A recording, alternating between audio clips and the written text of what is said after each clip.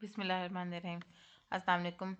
अब हम स्टार्ट करेंगे हमारा चैप्टर 3 का लास्ट वीडियो जिसमें हम सारी एक्सरसाइज डिस्कस करेंगे। अब आप अपनी स्क्रीन पे देख सकते हैं हमारे पास एक्सरसाइज में सबसे पहले एमसीक्यूज़ हैं। सबसे पहले हम फर्स्ट एमसीक्यू देखेंगे। आपकी वो कहती है the process of cellular respiration occurs in. अब सेलुलर रेस्पिरेशन हमें पता है कहाँ होती है। सेलुलर रेस्पिरेशन में वो प्रोसेस है जिससे हमारा सेल एनर्जी प्रोड्यूस करता है और वो काम हमारा होता है माइटोकॉन्ड्रिया के अंदर। तो इसका करेक्ट आंसर है माइटोकॉन्ड्रिया। नेक्स्ट आपके पास आता है the smooth endoplasmic reticulum is primarily involve in the synthesis of.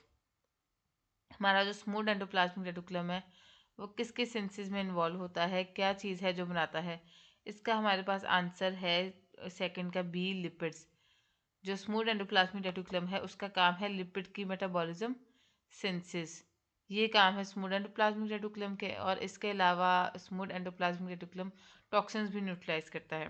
ये आप लिवर के टॉपिक में देख सकते हैं जहाँ पे स्मूथ एंडोप्लाज्मिक रेटिकुलम का लिखा गया है, वहाँ पे लिपिड सिंथेसिस वाली बात डिस्कस हुई है।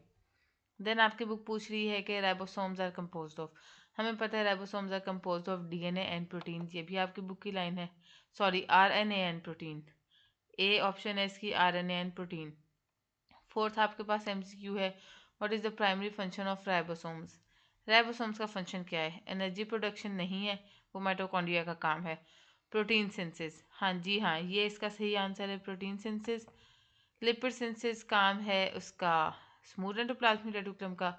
और डीएनए सिंथेसिस हमारा जो क्रोमेटिन है उसमें मैसेज सारा डीएनए वगैरह का जीन का मैसेज मौजूद होता है। इस वजह से सही ऑप्शन है आपके पास बी। अब फिफ्थ एमसीक्यू आपके पास है which cell organelle is involve in packaging and modifying protein. हमें पता है न्यूक्लियस से प्रोटीन बन के राइबोसोम से होती हुई रफ एंडोप्लाज्मिक रेटिकुलम से होती हुई राइबोसोम्स के साथ आगे जाती मिलती है गोल्जी ऑपरेटस में। और गोल्जी ऑपरेटस में जाके ये प्रोटीन पैक होती है, मॉडिफाई होती है और इसको भेज दिया जाता है इधर सेल के अंदर। और अगर सेल के अंदर इसकी ज़रूरत नहीं है तो इसको सेल से बाहर एक्सपोर्ट कर दिया जाता है। तो फिफ्थ एमसीक्यू की ऑप्शन सही है सी। देन छठा एमसीक्यू आपके पास है कि which cell organelle is responsible for breaking down waste materials. ये आपको पता होना चाहिए कि वेस्ट मटेरियल्स के ब्रेकडाउन का काम आपके सेल्स में लाइजोसोम की ऑर्गेनेली करती है। Then which of the following cell structures is involve in maintaining cell shape. Cell shape को मेंटेन करने का काम साइटोस्केलेटन का है। इसके नाम से ही पता चलता है साइटोसेल स्केलेटन, सेल का ढांचा जो बनाता है वो कहलाता है साइटोस्केलेटन। और ये वो ऑर्गेनेली है जो कि सेल की शेप को और स्ट्रक्चर को मेंटेन रखती है। अब नेक्स्ट आपके पास आता है which specialized region of the nucleus is responsible for ribosome assembly. कौन सा रीजन ऐसा है न्यूक्लियस का जो कि राइबोसोम्स को असेंबल करने में काम आता है? कहाँ पे राइबोसोम्स असेंबल होते हैं? तो वो हमारे पास जो न्यूक्लियस का सेंटर पोर्शन है, सेल बॉल टाइप पोर्शन है, न्यूक्लियोलस जिसको हम कहते हैं, वहाँ पे सारे हमारे राइबोसोम्स असेंबल होते हैं प्रोटीन सिंथेसिस के लिए। देन आपका नाइन्थ एमसीक्यू है what is the main function of the nuclear pores. Nuclear pores का क्या काम है? आपको पता है न्यूक्लियस के अंदर जो मोरियाँ होती हैं वो है न्यूक्लियर पोर्स। और वो काम करते हैं, वो कंट्रोल करते हैं कि कौन से मॉलिक्यूल्स न्यूक्लियस के अंदर एंटर हो सकते हैं और कौन से मॉलिक्यूल्स को अलाउड नहीं है न्यूक्लियस के अंदर एंटर होना। देन आपके पास टेंथ एमसीक्यू है which of the following cellular structures, cell के वो structures is found in animal cells and help in cell division. अब बात हो रही है उस सेल स्ट्रक्चर की जो कि सिर्फ एनिमल सेल में पाया जाता है और सेल डिवीजन का काम करता है। इसमें आप देखें अगर सेल मेम्ब्रेन तो वो एनिमल प्लांट सेल दोनों में पाया जाता है। प्लाज्मोडेस्माटा सेल वॉल की ओपनिंग है, ये प्लांट सेल में पाई जाती है, एनिमल सेल्स में नहीं। वैक्यूल, ये भी सेंट्रल मेजर वैक्यूल जो होता है ये प्लांट सेल्स में पाया जाता है। सिर्फ एक सेंट्रियोल है जो कि एनिमल सेल्स में पाया जाता है और ये सेल डिवीजन में इन्वॉल्व होता है। सेल डिवीजन के टाइम सेंट्रियोल जो है वो डुप्लीकेट कर जाता है और सेल के एजेस पे जाके स्पिंडल फाइबर्स निकालता है जो कि सेल डिवीजन में इन्वॉल्व होते हैं। नेक्स्ट आपके पास 11th एमसीक्यू है which sub cellular organelle. Sub cellular मतलब सेल के अंदर, organelle play a crucial role in energy production within the cell. Cell में एनर्जी को बनाने में कौन सा ऐसा ऑर्गेनेली है जो काम आता है? इसकी सही ऑप्शन है माइटोकॉन्ड्रिया, क्योंकि एनर्जी प्रोडक्शन, एनर्जी सिंथेसिस के सारे काम माइटोकॉन्ड्रिया के हैं। Then in a multicellular plant which type of cell responsible for the production of glucose. हमें पता है कि प्लांट सेल में फोटोसिंथेसिस के जरिए ग्लूकोज बनती है और फोटोसिंथेसिस का प्रोसेस मेसोफिल सेल्स में मौजूद होता है। मेसोफिल सेल्स में फोटोसिंथेसिस का प्रोसेस परफॉर्म होता है, इस वजह से इसका आंसर है मेसोफिल डी। देन आपके पास है which organelles can double its number by itself. अब ये टेक्निकल सा है, ये इटसेल्फ की लाइन आपकी कहीं नहीं लिखी हुई बुक में, लेकिन आपको ये पता होना चाहिए कि 1 से 2, 2 से 4 करने का काम हमारे डीएनए का होता है। उसमें वो मैसेज मौजूद होते हैं जो सेल को 1 से 2 और 2 से 4 करते हैं। तो सिर्फ एक ऐसी ऑर्गेनेली इधर आपके पास ऑप्शन में मौजूद है जिसका अपना डीएनए होता है। अपना डीएनए का मतलब होने का ये है कि वो ऑर्गेनेली खुद ब खुद रेप्लिकेट कर सकती है, मल्टीप्लाई कर सकती है, क्योंकि उसके पास अपना डीएनए है, अपना मैसेज है सेल डिवीजन के लिए, और वो ऑर्गेनेली है माइटोकॉन्ड्रिया। इसका अगर आप स्ट्रक्चर देखें तो इसके सेंटर में माइटोकॉन्ड्रिया के आपके पास डीएनए फ्लोट कर रहा होता है, जो कि रिस्पॉन्सिबल है, हेल्प करता है माइटोकॉन्ड्रिया की कि ये अपना आप खुद अपना नंबर को खुद मल्टीप्लाई कर सके, डबल कर सके। लास्ट एमसीक्यू है which of these are present on the surface of rough endoplasmic reticulum. इसका आंसर आपको याद होना चाहिए अब तक कि ये राइबोसोम्स हैं, और राइबोसोम्स की प्रेजेंट की वजह से ही एंडोप्लाज्मिक रेटिकुलम की अपीयरेंस दानेदार होती है, और उस दानेदार अपीयरेंस की वजह से उसको रफ एंडोप्लाज्मिक रेटिकुलम कहा जाता है। यहाँ पे आपके सारे जो एमसीक्यूज हैं वो कवर हो गए हैं। अब हम नेक्स्ट आपके बुक में जाएंगे आपके शॉर्ट क्वेश्चंस की तरफ। अब यहाँ पे आपके शॉर्ट क्वेश्चन में सबसे पहले आपके बात करता है बुक के what are the main functions of cell membrane. Cell membrane के मेन क्या फंक्शंस हैं, तो आप पेज 44 में सेल मेम्ब्रेन के टॉपिक का फर्स्ट पैराग्राफ इसमें डिस्कस करेंगे। ठीक है। देन आपके पास नेक्स्ट एमसीक्यू है, सॉरी शॉर्ट क्वेश्चन है, what key role does Golgi operators play in eukaryotic cell. इसमें आप पेज 48 गोल्जी ऑपरेटर्स की line number 3 it is found से लेकर ये सारा टॉपिक गोल्जी ऑपरेटर्स का एंड तक डिस्कस करेंगे। नेक्स्ट आपके पास है how do lysosomes contribute to cells functioning.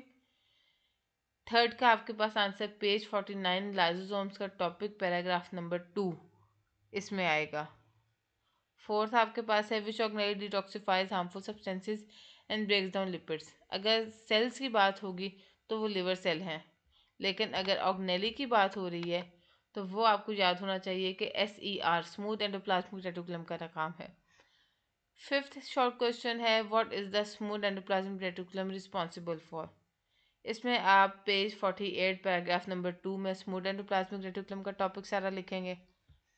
Six short question है how do vacuoles in plant cells differ from vacuoles in animal cell. ये टॉपिक भी आपकी बुक में पेज 51 में टेम्परेरी वैक्यूल और सेंट्रल वैक्यूल का कंपैरिजन आएगा इस शॉर्ट क्वेश्चन के आंसर में। देन आपके पास सेवन्थ एमसीक्यू शॉर्ट क्वेश्चन है what could happen if lysosomal enzymes could stop working. इसको आपको पता होना चाहिए कि लाइसोसोमल एंजाइम का काम है कि वो सेल के सारे वेस्ट प्रोडक्ट्स को सेल से बाहर निकालता है। इसका सिंपल सा आंसर ये है कि अगर लाइसोसोमल एंजाइम काम नहीं करेगा प्रॉपरली तो जितने वेस्ट प्रोडक्ट्स हैं फैट की फॉर्म में, प्रोटीन्स की फॉर्म में, शुगर की, कार्ब्स की फॉर्म में, वो सारे सेल के अंदर इकट्ठे होना शुरू हो जाएंगे और इवेंचुअली सेल को डैमेज करेंगे और सेल के डेथ का बायस बनेंगे। देन आपके पास आपका एट्थ शॉर्ट क्वेश्चन है what are the cristae why are the cristae important for cellular respiration. Cell के सांस के लिए क्रिस्टे क्यों इंपॉर्टेंट है, क्योंकि they increase the surface area of respiration.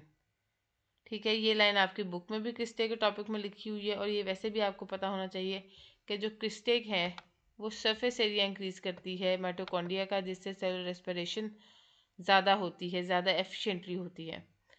Ninth short question है how are chromatin and chromosomes related. तो इसमें पेज 45 में क्रोमेटिन और क्रोमोसोम की डेफिनेशन आएगी। टेंथ एमसी शॉर्ट क्वेश्चन है which type of cell responsible for sending nerve signals. Nerve signals भेजने का काम आपको पता है कि हमारे पास न्यूरॉन्स का है, तो इसका आंसर आएगा simple neurons. 11th short question what do mesophyll cells do in plant leaves. इसमें आप मेसोफिल सेल्स का पेज नंबर आपके पास 54 मेसोफिल सेल का टॉपिक लिखेंगे। देन आपके पास 12th शॉर्ट क्वेश्चन है which would what how would you define a stem cell, इसमें पेज 57 में स्टेम सेल की डेफिनेशन आएगी। Then chemical compounds that make up, अब आपको पता है सेल मेम्ब्रेन को प्रोटीन्स, लिपिड्स और स्मॉल अमाउंट ऑफ कार्बोहाइड्रेट्स बनाती हैं।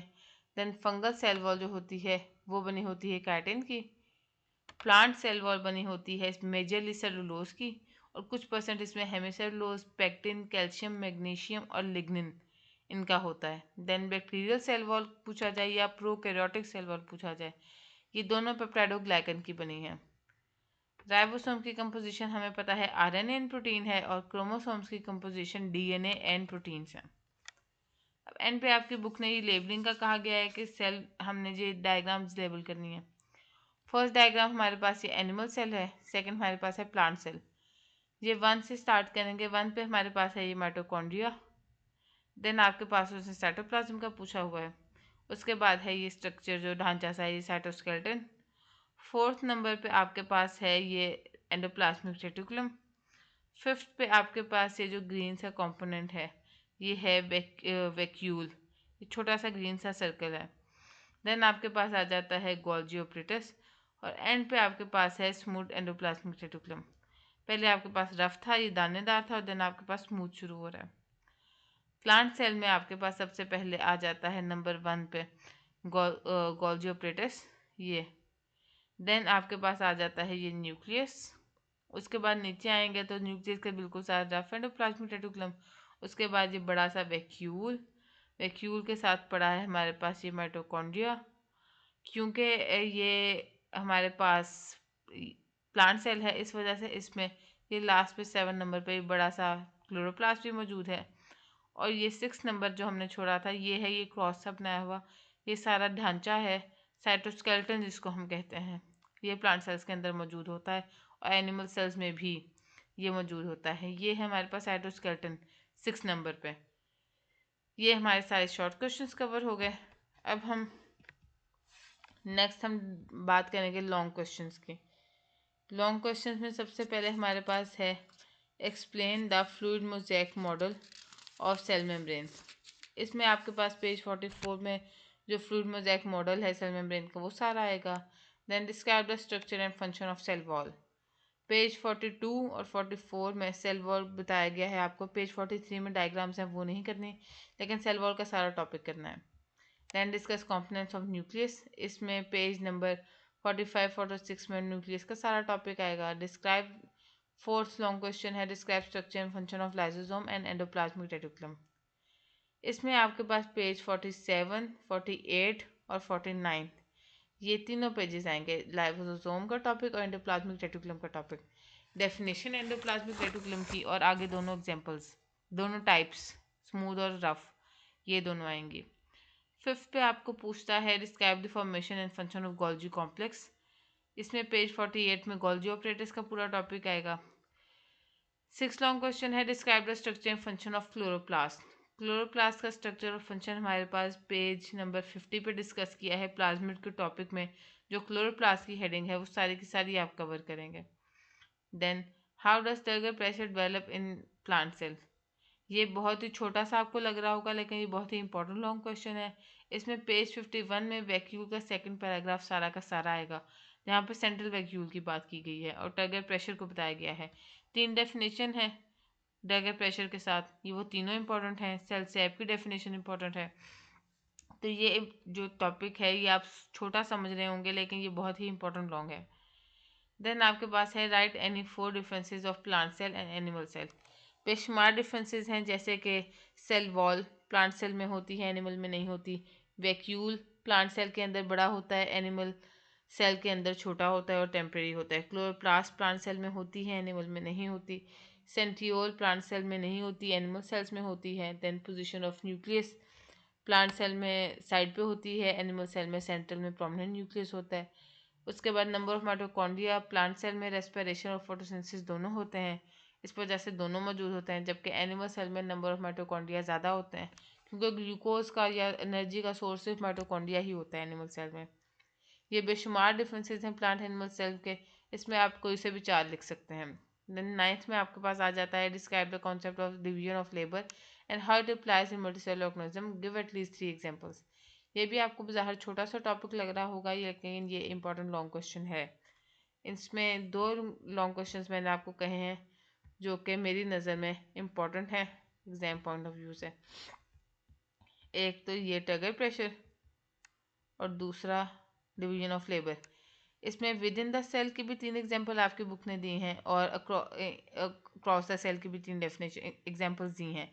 वो दोनों हेडिंग सेपरेट बना के वो 3 एग्जाम्पल्स आपने लिखनी है अगर ये लॉन्ग आता है। देन आपके पास लास्ट है write a note on cell specialization. इसमें पेज 54, 55, 56 बाहर ये तीनों पेजेस आएंगे, लेकिन एपिडर्मल सेल और मेसोफिल सेल प्लांट सेल की सेल स्पेशलाइजेशन के एग्जाम्पल है। और 4 examples neurons, erythrocytes, muscle cells और लिवर सेल्स, ये 4 आपकी बुक ने एग्जाम्पल एनिमल सेल्स में से दी हैं। अगर आपको ये लॉन्ग में आता है 4 नंबर का, तो आप mesophyll cell, epidermal cell, 2 plant cell के एग्जाम्पल्स लिखेंगे और 2 एनिमल सेल की, इन 4 में से कोई सी भी 2 लिखेंगे, तो इंशाल्लाह आपके मार्क्स आएंगे इसमें से स्पेशलाइजेशन के लॉन्ग में। इंक्विजिटिव क्वेश्चंस आपके पास आ गए। आपको पता है ये सिर्फ ब्रेनस्टॉर्मिंग के लिए क्वेश्चंस होते हैं। What impact mitochondrial dysfunction or absence or have on other organelles ability to operate in cell. आपको पता है कि पावर हाउस होता है माइटोकॉन्ड्रिया। अगर माइटोकॉन्ड्रिया काम नहीं कर रहा, सेल को एनर्जी नहीं मिल रही, ताकत नहीं मिल रही, पावर नहीं मिल रही, तो सेल इवेंचुअली जितनी उसके पास अवेलेबल पावर है वो एग्जॉस्ट करके आहिस्ता आहिस्ता मरना शुरू हो जाएगा। ठीक है, इस वजह से सेल डेथ का बायस बनता है माइटोकॉन्ड्रियल डिसफंक्शन। नेक्स्ट आपकी बॉडी कहती है, आपकी बुक कहती है what may happen if the coordination between ribosomes and the nucleus were to fail, why is it so important. आपको ये पता है कि राइबोसोम्स और न्यूक्लियस मिलके प्रोटीन बनाते हैं। अगर ये आप इनकी कोऑर्डिनेशन ख़राब होगी तो इसका मतलब है हमारी प्रोटीन की कंपोजिशन कॉम्प्रोमाइज़ हो जाएगी। प्रोटीन की कंपोजिशन कॉम्प्रोमाइज़ होने से आपको पता है कि प्रोटीन हमारी बॉडी में इंपॉर्टेंट है। प्रोटीन्स एंजाइम्स बनाते हैं जो कि बेशुमार रिएक्शंस को हमारी बॉडी के स्पीड अप करते हैं। प्रोटीन नहीं बनेगी, एंजाइम्स नहीं बनेंगे, बॉडी के हमारे बेशुमार रिएक्शंस रुक जाएंगे। हमारी बॉडी में प्रोटीन नहीं होगी तो हमारे मसल मैस सारा ज़ीरो हो जाएगा और इवेंचुअली जो सेल है ना उसकी स्टेट जो है वो कॉम्प्रोमाइज़ हो जाएगी।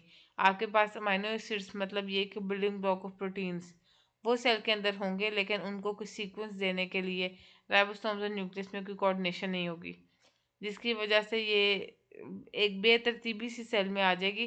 क्योंकि न्यूक्लियस को हमने कहा था कि ये कमांड सेंटर है सेल का, तो जब कमांड सेंटर ख़राब होगा तो ज़ाहिर है सेल में बेतरतीबी होगी जो कि इवेंचुअली उसके डैमेज और डेथ का बायस बनेगी।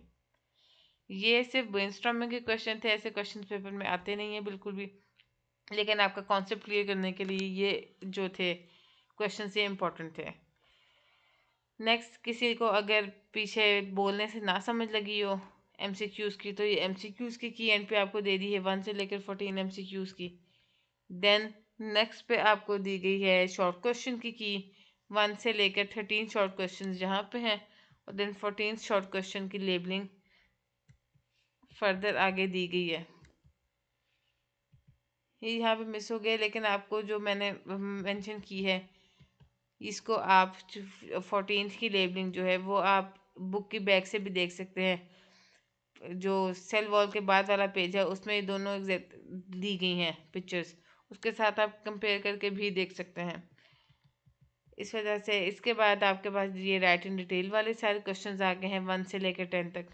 तो ये टॉपिक हमारे पास यहाँ पे कवर होता है सारा। इसके बाद हम चैप्टर 4 इंशाल्लाह नेक्स्ट लेक्चर में डिस्कस करेंगे। आई होप आपको समझ लगी होगी। Thank you so much for your time, और काइंडली लाइक और सब्सक्राइब कीजिएगा। Thank you. अल्लाह हाफिज़।